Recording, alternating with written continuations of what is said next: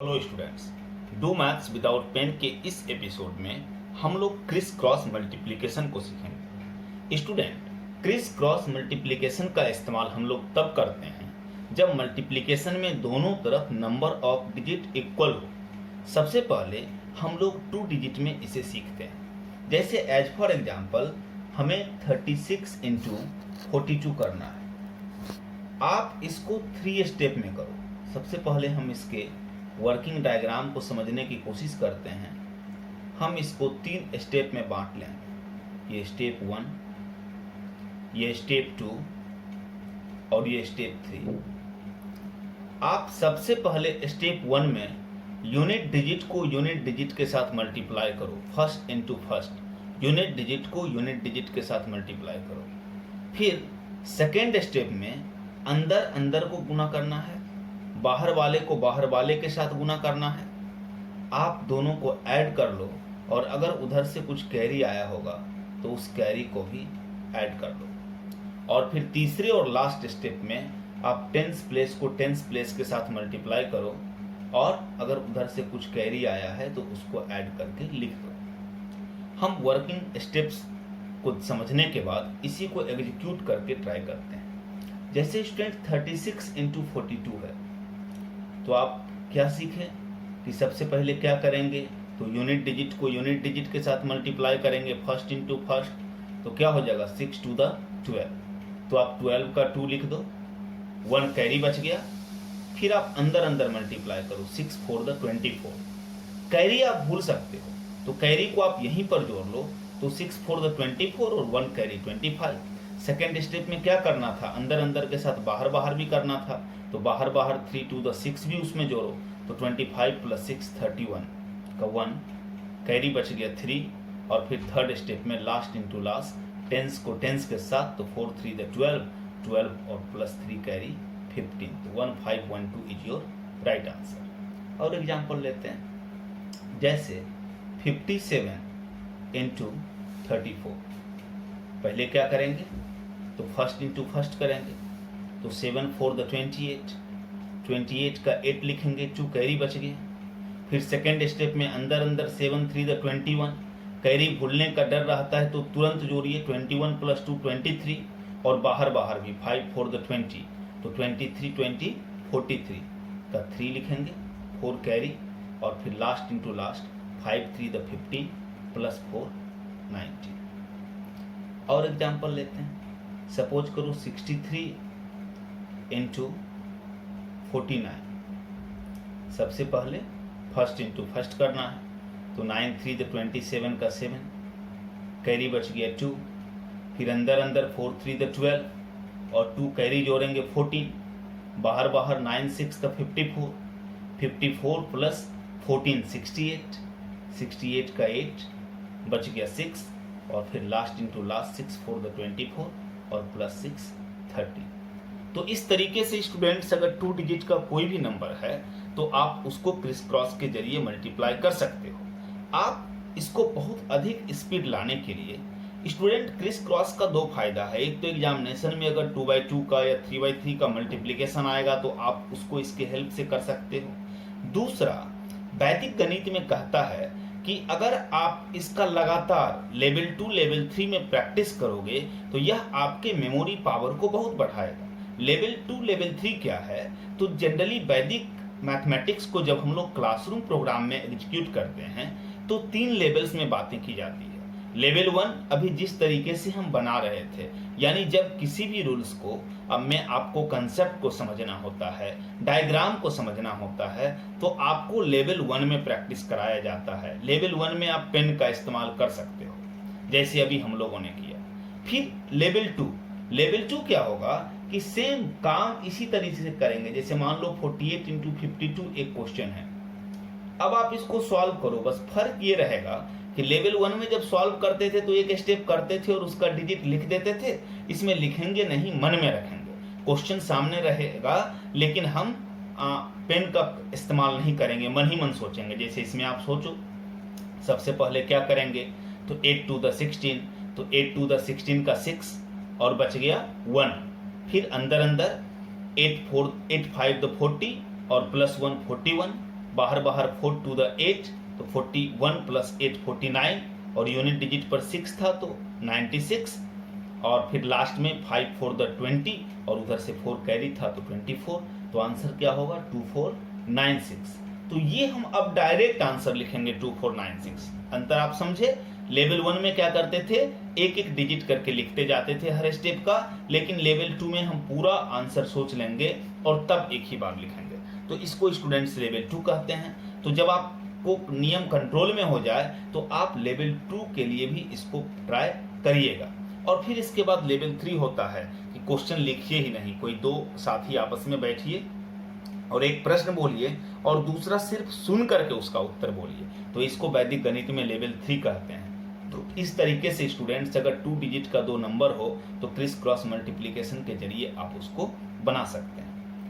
बिल्कुल इसी तरीके से स्टूडेंट जो आपने अभी 2 डिजिट पर जो बातें की, अगर मान लो 3 डिजिट का प्रश्न है, इसी चीज को हम लोग कर दें, इसी नियम को अगर ये 3/3 मल्टीप्लिकेशन की हम लोग बात करें, जैसे ऊपर हम लोगों ने 2/2 को किया, तो इसको भी हम लोग कर सकते हैं। बस 2/2 में जैसे हमने 3 स्टेप में किया, यहाँ पर हमें इसको 5 स्टेप में करना चाहिए। जैसे 436 इंटू 527। अब अगर इस मल्टीप्लिकेशन को हमें करना है तो हम इसको 5 स्टेप में ले जाएंगे। सबसे पहले इसका डायग्राम हम लोग समझने की कोशिश करते हैं, और डायग्राम समझने के बाद हम लोग इसे भी एग्जीक्यूट करेंगे और आप इससे प्रैक्टिस करेंगे। ये एक ऐसा कंसेप्ट है कि जो आपको एग्जामिनेशन में मल्टीप्लिकेशन को तो सॉल्व करवाता ही है, साथ ही साथ यह आपके मेमोरी पावर को बढ़ाने में बहुत ही मददगार है। तो ये स्टेप 1 हो गया। स्टेप 2 5 स्टेप तक हमें ले जाना है। Step 3, step 4, step 5। हम इसके डायग्राम को सीखते हैं। स्टूडेंट स्टेप 1 में हम क्या करेंगे, जैसे वहां करते थे, यूनिट डिजिट को यूनिट डिजिट के साथ मल्टीप्लाई करेंगे, फर्स्ट इंटू फर्स्ट। जैसे 2/2 में होता था वैसे 3/3 में करेंगे। सेकेंड स्टेप में ये जो 100 प्लेस है इसको ओमिट कर देंगे, इससे हमको कोई लेना देना नहीं है, इसको हम ओमिट कर देंगे, समझेंगे मिटा हुआ है। और फिर जो बचेगा, जैसे वहां स्टेप 2 में करते थे, अंदर अंदर बाहर बाहर दोनों को गुना करेंगे, जोड़ेंगे। अगर कुछ पहले से कैरी रहेगा तो उस कैरी को भी जोड़ेंगे। बस ध्यान रहे हम सेकेंड स्टेप में थर्ड वाले को ओमिट कर देंगे। थर्ड स्टेप में अंदर अंदर को गुना करेंगे, मिडिल मिडिल को गुना करेंगे, बाहर बाहर को गुना करेंगे, तीनों को जोड़ेंगे। और अगर कुछ पैचा रहेगा, कुछ कैरी रहेगा तो उस कैरी को भी जोड़ेंगे। फिर फोर्थ स्टेप में, जैसे सेकेंड में हमने 100 प्लेस वाले को ओमिट कर दिया, यहाँ पर यूनिट डिजिट वाले को ओमिट कर देंगे, इससे कोई लेना देना नहीं है। और फिर उसी तरह अंदर अंदर गुना करेंगे, बाहर बाहर गुना करेंगे, दोनों को जोड़ेंगे।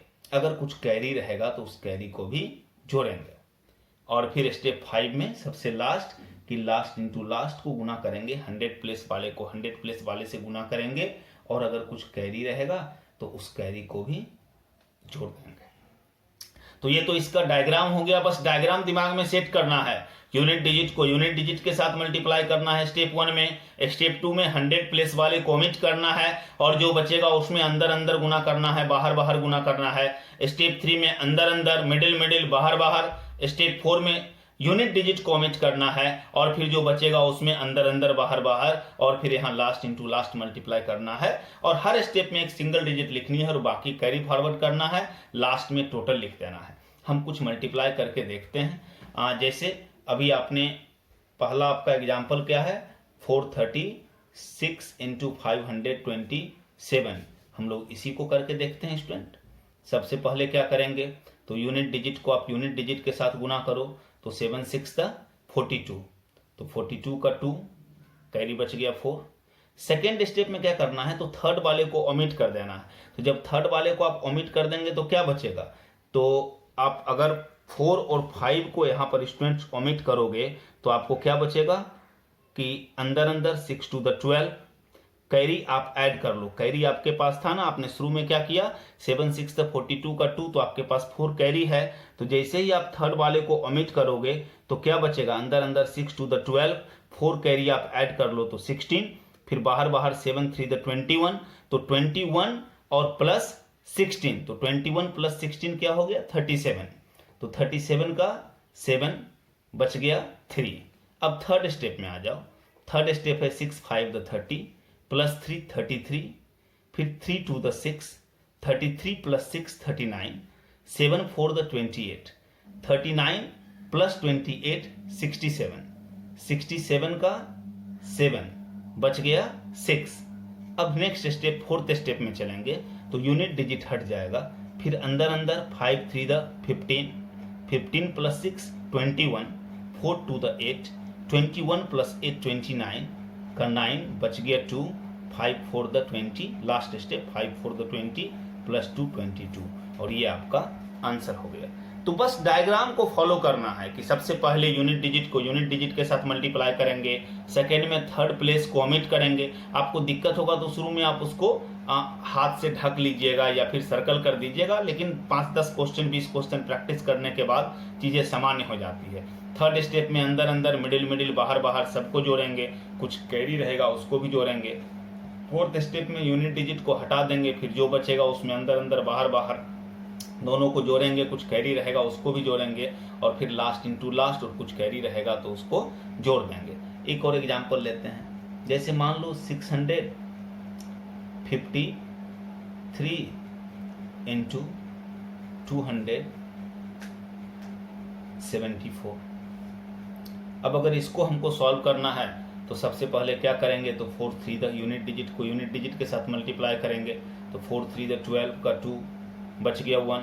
सेकेंड स्टेप, तो सेकेंड स्टेप में क्या करेंगे, तो देखो ये 2 और 6 को हमको ओमिट कर लेना है, ये 2 हमारा ओमिट हो जाएगा, ये ओमिट हो जाएगा। तो अब सोचो हम अंदर अंदर क्या बचेगा, तो 7 3 द 21 बचा, और पहले से कैरी हमारा 1 था, तो 20 कैरी तुरंत जोड़ लेना है, तो 21 प्लस 1 क्या हो गया, तो 22 हो गया। फिर 5 4 द बाहर बाहर 20, तो 22 प्लस 20 क्या हो गया 42 का 2 बच गया 4। फिर थर्ड स्टेप में 3 2 द 6, 4 कैरी 10, 7 5 द 35, तो 35 प्लस 10 45, फिर 6 4 द 24, तो 45 प्लस 24 69, 69 का 9 बच गया 6।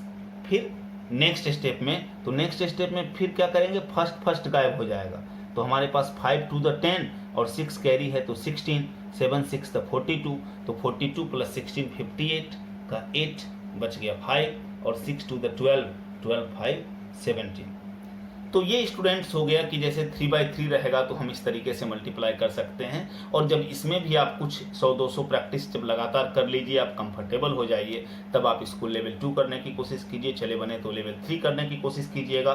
तो यह आपके लिए काफ़ी यूजफुल होगा, खास करके बैंकिंग एग्जामिनेशन में जिन स्टूडेंट से हाई लेवल पजल्स बिल्कुल नहीं बनते हैं, अगर वह 3/3 क्रिस क्रॉस को लेवल 2 और लेवल 3 में बनाएंगे तो यह उनके मेमोरी पावर को बहुत बढ़ाएगा, क्वेश्चन होल्ड करने की क्षमता को बहुत बढ़ाएगा, और वो बहुत बेहतर कर पाएंगे। ये लगातार क्लासरूम में आजमाया हुआ चीज़ है कि जब किसी स्टूडेंट से हाई लेवल जो डिफिकल्ट पजल्स होते हैं वो नहीं बनते हैं, उसको क्लास में हम इसको करवाते हैं, और फिर इसका अपेक्षित परिणाम होता है, उनसे पजल बनते रहता है, बनने लगता है, यानी ये आपके मेमोरी पावर को लगातार बढ़ाता है। तो उम्मीद है कि आप इसको प्रैक्टिस करेंगे। हमेशा याद रखिए, ये एक ऐसा नियम है जो सीखने से कुछ नहीं होगा, आप इसको प्रैक्टिस करेंगे, एग्जीक्यूट करेंगे, तभी एग्जाम में फ़ायदा देगा। तो आप इसका प्रैक्टिस करें। Thank you.